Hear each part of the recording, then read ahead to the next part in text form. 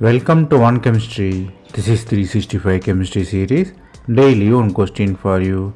Here 4 different bromides are given. B is benzyl bromide, Q is cyclopentadienyl bromide, R is cycloheptatrienyl bromide, S is prenyl bromide. You have to find which one of the compound will form precipitate with silver nitrate.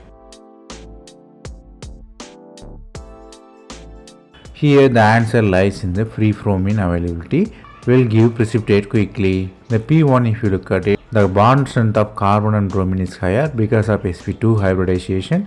If you look at the Q, the product is anti-aromatic, it is highly unstable, it will not form at all.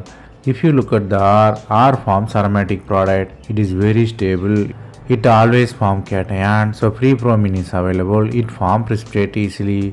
If you look at the S, same like benzene, the same sp2 carbon, difficult to break it out.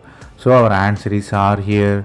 The concept you have to learn here is aromatic compound always gives stable cation or anion. Give the respective precipitate quickly.